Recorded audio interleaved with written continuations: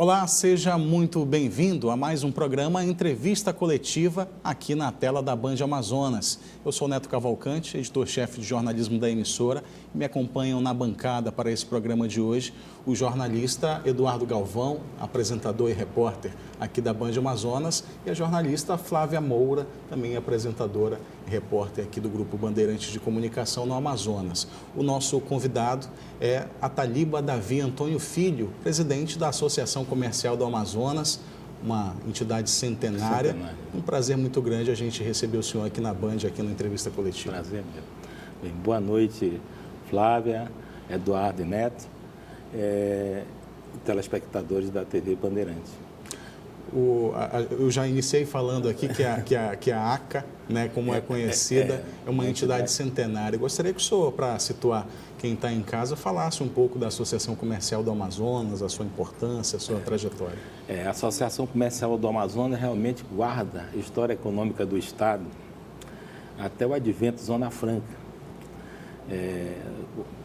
Iniciou-se da seguinte maneira: a abertura dos portos, lá no período colonial ainda, houve a abertura dos portos às nações amigas. E houve uma fomentação da navegação fluvial na Amazônia, no rio da Amazônia. E se fomentou essa navegação. Em 1851 se destaca como, dessa área fluvial, Alexandre Amorim se destacou. E uma tribo da Amazônia Equatorial descobriu um látex, na época, que foi apresentado em 1851 na Academia de Ciências de Paris. E já era a descoberta do látex, da borracha, né? E logo em seguida, a Charles Goodyear descobriu a vulcanização da indústria automobilística e a borracha passou a ser um produto de grande valia. A associação surge, então, nesse período, em 18 de junho, seu nascimento, 18 de junho de 1871. A primeira diretoria foi o João Coelho de Miranda Leão, um herói da Guerra da Cabanagem. O seu secretário Antônio Alves de Souza e tesoureiro José Joaquim Pinto de França, Manuel Lima, José Moreira e Doutor Moreira, os que deram nome, inclusive, às ruas da cidade, né? Alguns desses diretores hoje deram nome às artérias da cidade. Mas a associação ela foi muito atuante nesse período, no período gomífero da economia, o primeiro ciclo econômico do Estado. Na realidade, nós tivemos 3 ciclos econômicos. Nós tivemos ciclos da droga do sertão, que foi no período ainda colonial, né? Onde se extraía semente oleaginosas, balata, baunilha, cacau selvagem, esse material todo, e a mão de obra escrava indígena, né? Então, esse período foi o primeiro, na realidade, foi um ciclo colonial, mas um ciclo econômico. Houve lá um período do extrativismo, puro extrativismo. Manaus, por estar na confluência de 2 rios, né? Sim, também, né, havia uma importância geopolítica, né, ali. Então, houve... primeiro foi Barcelos, né? E depois Lobo da Almada, por uma estratégia, inclusive, priorizou Manaus, né? Como seria realmente ficaria sendo definitiva a nossa capital. Mas a associação, voltando à associação comercial, ela foi muito pujante no período gomífero. Ela, inclusive, alguns pleitos que ela fez, como desobrigar os armadores a levar cargas para Iquitos, pleiteou um trapiche, que é o Rodway hoje, né? Pleiteou um banco, na época, o Banco do Brasil, pleiteou algumas coisas que a cidade não tinha, né? E a nossa entidade pleiteou. Algumas exposições itinerantes que ela fez na Filadélfia, Estados Unidos, né? e fez em outros lugares. Houve necessidade ela dos comerciantes se unirem inicialmente ela reunia-se provisoriamente na casa do comerciante José Teixeira de Souza durante um período, até ela ter uma sede provisória, uma sede que era justamente naquela mesma onde ela se localiza hoje, que era a antiga Rua das Flores, que era Guilherme Moreira, e a Travessa da Glória. Então, era aqui a Quintino Bocaiúva. E a antiga sede era naquela localização, não sei precisamente dizer exatamente o local. Em 1939, quando se estabeleceu a sede definitiva, ficou realmente ali naquela área. Presidente, ela foi criada necessariamente, a Associação Comercial do Amazonas, para defender os interesses comerciais. Sim, dos comerciantes. Aqui, né, e tentar aí o desenvolvimento. Para você ter uma ideia, né, quando foi proclamada a República, foi constituída uma junta de governança e a associação foi com seus representantes lá saber se havia alguma oposição ao comércio. Não havia nenhuma oposição, nenhum questionamento, o comércio pôde trabalhar tranquilamente. E o senhor ainda há pouco citou o Nordeste, né? E principalmente nordestinos vieram para cá após essa primeira soldados da borracha, soldados da borracha. Né? Veja, no primeiro ciclo, com a pujança da borracha, a grande seca do sertão, muitos migraram para aqui, para a nossa região, os soldados da borracha, né? E muitos constituíram família e ficaram por aqui. Houve Agora, esse boom da borracha foi bastante, principalmente da década o início do século, a primeira década do início do século, que a derrocada ocorreu em 1913. Mas de 1901 a 1913, a associação foi bastante atuante, tentando levar o nome do Estado, os produtos do Estado, em exposições inclusive fora do país. Levou também para os outros estados, para São Luís, para o Rio, para outras capitais. Era uma exposição itinerante, ela fazia. E como é que ficou após 1913, 1920? O que ocorreu? Os ingleses levaram a seringa lá para ocorreu a primeira biopirataria, né, que são 70 mil mudas que realmente levaram de Santarém, né, houve através do rio Tapajós, houve essa biopirataria. E no Hell Garden, o Jardim Real Britânico lá, que tinha 250 anos eles readaptaram a seringa e a Malásia, né, que era um protetorado lá da Inglaterra. E começaram a produzir a seringa em escala, logicamente mais bem organizada, mais bem estruturada. O senhor colocou protegido, mas era uma colônia, né? Era uma protetorado, exatamente, explorada pela Inglaterra. E o que aconteceu? A nossa borracha realmente deixou de ser priorizada, né, pela importação. Nós falamos muito em porto de lenha, mas a gente tem que ver que outros produtos continuaram sendo explorados. A balata, a castanha, vários outros produtos. A própria pele dos animais, né, o curtume, havia o curtume, havia a atividade de beneficiamento de peles para exportar. A juta também entra nessa... Não, mas a juta só vem com a imigração dos japoneses, né? Os japoneses chegam em 1929... Assim como o Guaraná. Exatamente, mas os japoneses chegam em 1929 e em Parintins eles vêm com a juta, né?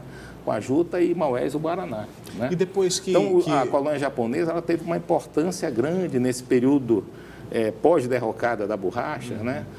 Houve inclusive a borracha chegou a ser o segundo produto mais exportado do Brasil no período que ela estava no ápice, né, depois do café. O café foi sempre o primeiro produto.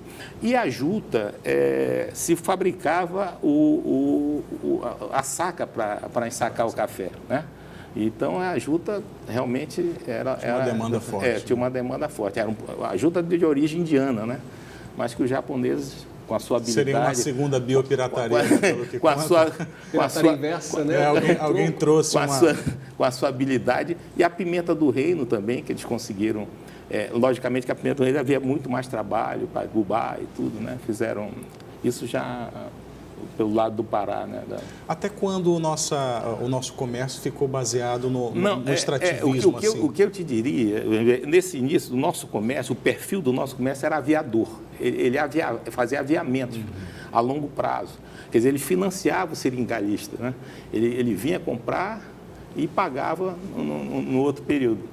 Ele era um comércio aviador. E o que aconteceu? Veio a derrocada, houve realmente, se ressentiu bastante, aquela vida movimentada e tudo. E o perfil do comércio ainda era aviador, só que diminuiu bastante, né? Ele continuou as outras atividades extrativistas, de outros produtos. Houve um grande protagonista nesse período, entre 1913, um pouco mais de 1930, 40, que foi J.G. Araújo, né? Que foi um grande protagonista da nossa economia, inclusive financiando a filmagem do Silvino Santos. Ele filmou e divulgou a nossa terra aqui, né? E ele tinha atividades diversas. Então, era uma pessoa que tinha que realmente merece ser registrada a sua... Antes quando eclodiu a Segunda Guerra, se vislumbrou, houve o Tratado de Washington. Quer dizer, como havia um problema com o Japão, não havia acesso à Malásia, os seringais da Malásia ficaram difíceis e aí se quis se retomar a borracha novamente do Amazonas, com o Tratado de Washington. E o que aconteceu? A associação cede a sede para os americanos para tentar, novamente se reconvoca os soldados da borracha, né? E se vislumbra um segundo ciclo. Que aí, na verdade, que quando eles recebem esse nome de soldados, né? Eles vão exatamente. Só que esse segundo ciclo não chegou a se concluir. E uma outra observação que deve ser feita, e aí eu já coloco o perfil de quem financiava a borracha, que passou a ser um banco da borracha, que hoje é o BASA. Havia um instrumento de desenvolvimento que se queria implantar, que seria o Banco da Borracha, que der origem ao BASA depois, que é o Banco da Borracha, Banco de Crédito da Amazônia e o BASA. Mas, então, o que aconteceu? Nesse período, a mudança de financiamento ficava mais difícil para o pequeno seringalista. Por quê? Porque ele tinha posse, mas não tinha propriedade. Então, não tinha como garantir o financiamento, né? Os pequenos seringalistas não tinham como garantir aquele financiamento. Apenas os grandes conseguiam. E quando acabou a Segunda Guerra, por motivos óbvios de logística e tudo, os Estados Unidos preferiu voltar à Malásia, né? Comprar, e realmente o sonho do segundo ciclo não ocorreu. Mas depois da Segunda Guerra, o governo federal passa a se preocupar um pouco com a Amazônia. Tanto passa a se preocupar que criou uma vila aqui, a Bela Vista, aquela na área rural. Eu peço licença para o senhor falar um pouco mais dessa preocupação do governo federal. A gente vai fazer um breve intervalo aqui na entrevista coletiva e volta daqui a pouquinho. Você não saia daí.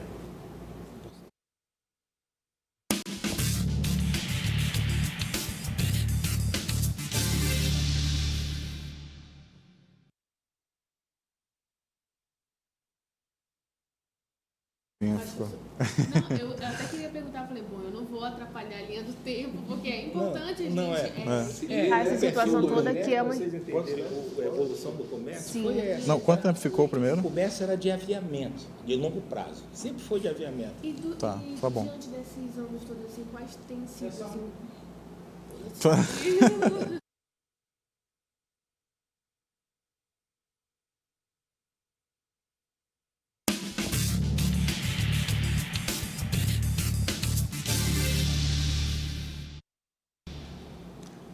Estamos de volta com o programa Entrevista Coletiva aqui na tela da Band Amazonas, em uma conversa aqui com o presidente da Associação Comercial do Amazonas, a ACA, o senhor Ataliba Davi Antônio Filho. Isso. A gente, no primeiro bloco, discorreu um bocado aí sobre a história da Associação Comercial do Amazonas e como ela é entrelaçada com a história do nosso estado, com a história também da capital amazonense.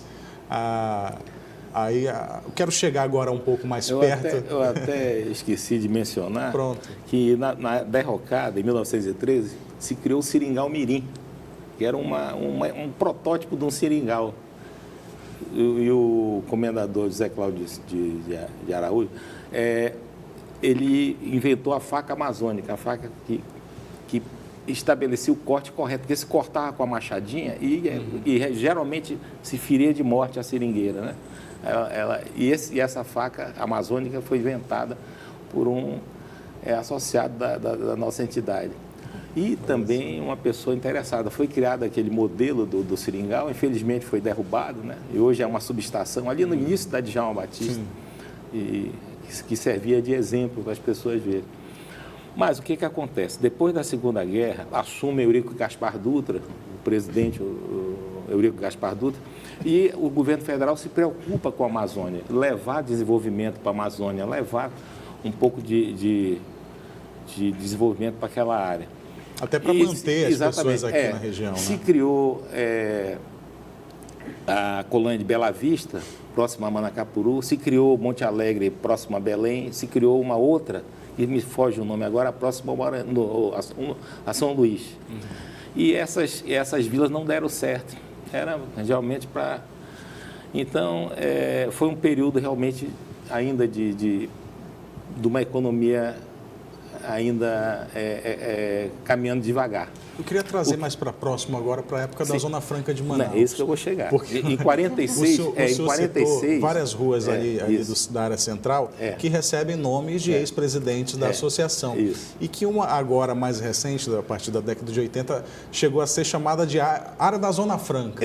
Exato. Eu vou chegar lá. Certo. Em 46, veio um deputado nosso chamado o Pereira da Silva, José Pereira da Silva, Pereirinha, deputado federal. Ele tem origem nordestina e ele cria, eu não sei o certo número da lei especial, que criava um Porto Franco aqui para a nossa área. Um Porto Franco. E termina o mandato dele em 50, 51, ele volta para Manaus, o Getúlio se elege por vias democráticas agora, e o nomeia um cargo na Secretaria de Segurança Pública. E ele fica nesse cargo em 55, 56, ele retoma o mandato de parlamentar dele, Pereira da Silva, e novamente retoma esse projeto do Porto Franco. E numa comissão de Constituição e Justiça, o engenheiro Maurício Jope, que era o presidente da comissão, achou que era mais adequado o nome de Zona Franca, porque era mais abrangente, abrangia, em pleno governo de Juscelino Kubitschek, foi realmente criada essa nova lei complementar, que eu também não sei o 288. número. Não é a 288. Ainda não é. Ainda tem mais 10 anos pela frente. Mas o que acontece? Nesse período, a Zona Franca, foi criada a Zona Franca, e qual era o intuito dessa? Era criar um entreposto de mercadorias estrangeiras para abastecer os países circunvizinhos e esses países, através desse entreposto, exportarem. Mas em 1960 foi homologado isso. Só que não vingou, não houve realmente o que se esperava, quer dizer, não houve disponibilidade de verba para executar esse plano. Essa nossa saída para o Pacífico, Exatamente. Que até hoje eu acho que seria também com essa intenção. E, presidente, interrompendo um pouquinho aí a linha do tempo, para perguntar, diante de tudo isso, assim, qual tem sido o maior desafio da associação em relação ao mercado, na sua avaliação? Olha, é manter o comércio vivo, né? O comércio ativo, o comércio pungente. Nós vivíamos uma excepcionalidade no período do início da Zona Franca. Eu vou chegar lá, tá bom? O que acontece? E aí, 60, praticamente ficou dormindo. Esse plano da Zona Franca o pessoal diz que ficou nos trapichos do rodo, a documentação, num armazém daquele, e durante 10 anos. E no período militar, no período do governo Castelo Branco, aí que vem o decreto 288, né? Que aí ele contemplava primeiro setor, agricultura, segundo setor, indústria, e terceiro setor, o comércio. Né? Já seria um outro desenho daquele primeiro que foi feito. Né? Então, seria já uma importação, um tipo de importação voltado para materiais de indústria, né, e tudo. Quer dizer, era mais abrangente. O comércio realmente, nesse período, houve uma troca de perfil. Eu tenho uma frase do Armando Dias Mendes, é um amazônida bastante, ele foi ministro da Indústria e Comércio no período militar, mas ele dizia que o perfil do comércio de aviamento mudou com a Zona Franca, se tornou um comércio de vendas à vista. Né? Quer dizer, mudou aquele perfil do comércio. O comércio antes era um comércio de aviamento de longo prazo e passou a ser um comércio de vendas à vista. Os clientes passaram a ser assalariados também. Também houve uma diversificação, né? E uma explosão de... Manaus cresceu de uma maneira explosiva, triplicou dentro praticamente disso, eu queria sua população. Uma opinião sua sobre nessa... Agora, de manter o comércio, uma opinião sobre a BR-319. Sim, foi importante. Não, hoje em dia, eu só acredito que a reabertura dessa rodovia, ela fomenta o comércio ou ela pode acabar causando... Não, acho que... Por criar tantas possibilidades. Isso, eu acho que ela abre o mercado, sim, ela abre o mercado. Eu dou exemplo de Rondônia. E quem está hoje em dia no mercado vai ter que se reinventar, porque muita gente vai entrar no negócio. Vai entrar no negócio. Acho que seria bom para o Estado, sim. Seria muito bom para o Estado. Mas, olha, dando continuidade, pontos positivos da Zona Franca. O mercado imobiliário foi aquecido. Eu sempre digo isso. Manaus tinha... Eu fui aluno do arquiteto Severiano no aeroporto de engenharia, e ele dizia, numa aula de arquitetura e urbanismo, que era 10 invasões para um bairro planejado. Então, Manaus teve havia uma harmonia, a cidade era de 200 e poucos mil habitantes, passou para 700 e poucos mil. E o interventor nessa época, o doutor Paulo Pinto Neri, que é de uma família tradicional de político, ele não sabia o que fazer porque não tinha um contingente técnico suficiente para acompanhar isso tudo. Foi muito rápido. O fluxo de migração foi muito rápido. Mas teve pontos positivos. Né? Foi o caso, por exemplo, a Universidade Federal do Amazonas se criou o curso de economia, de administração, de engenharia, com a modalidade de engenharia elétrica, engenharia civil, se criou o curso de contabilidade e alguns cursos que não tinham na Universidade Federal, só tinha na Faculdade de Direito. Né? E se criou a Universidade de Tecnologia do Amazonas, a UTAM, que não foi da época de vocês, mas teve a Universidade de Tecnologia do Amazonas, que era uma engenharia de modalidade operacional. Engenharia civil, mecânica, elétrica, tudo em função dessa nova realidade econômica do polo industrial. A indústria, ela, a partir de 1970, ela tinha que se adequar ao índice de nacionalização. Então, ela também se adequou. A agricultura ficou um pouquinho à margem, ficou um pouco esquecida nesse decreto. Ele contemplava, mas ela ficou um pouco esquecida, apesar do distrito agropecuário, né, que foi planejado. Quando a indústria Agora, o comércio se notabilizou nesse período. Pois é. De 1967 a 1990, quando houve o Plano Collor, que realmente abriu a importação para as outras unidades da federação, o centro de Manaus era um shopping a céu aberto. Né? Houve bastante movimento, o comércio era bastante solicitado.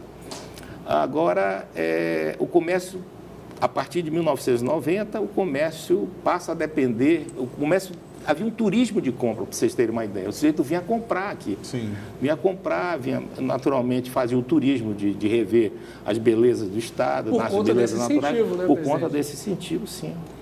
E hoje é difícil, né? Porque o que ocorria? Quando ocorria a Zona Franca, havia o Porto Franco de Letícia, havia o Porto Franco da Bolívia, Cobirra, né? E havia o Porto Franco de Iquitos. Então, mas o de Letícia foi ofuscado pela própria Zona Franca. Né? Na época, foi muito ofuscado. Difícil acesso também. Também, exato.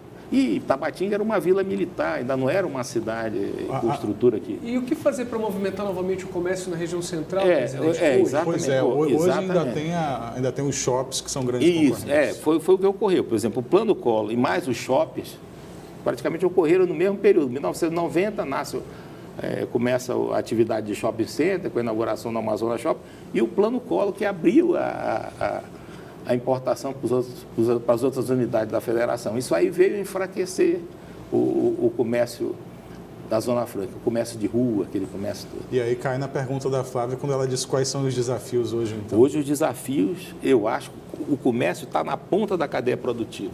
Então você depende do fortalecimento do primeiro e do segundo setor. Fomentar o setor primário, fomentar o setor secundário é importantíssimo para eclodir aqui, ó, na ponta da cadeia. É uma cadeia. Exatamente. A indústria, o comércio quando depende, caiu, o comércio caiu junto. Exatamente. E o comércio... O comércio, no período de excepcionalidade, nesse período de 67 a 99, o comércio viveu uma excepcionalidade. Ele não dependia muito dessa cadeia, porque vinha o consumidor vinha de fora comprar. Eu digo agora recente. Agora com sim, exato. A partir de 90, o comércio passa a depender dessa cadeia.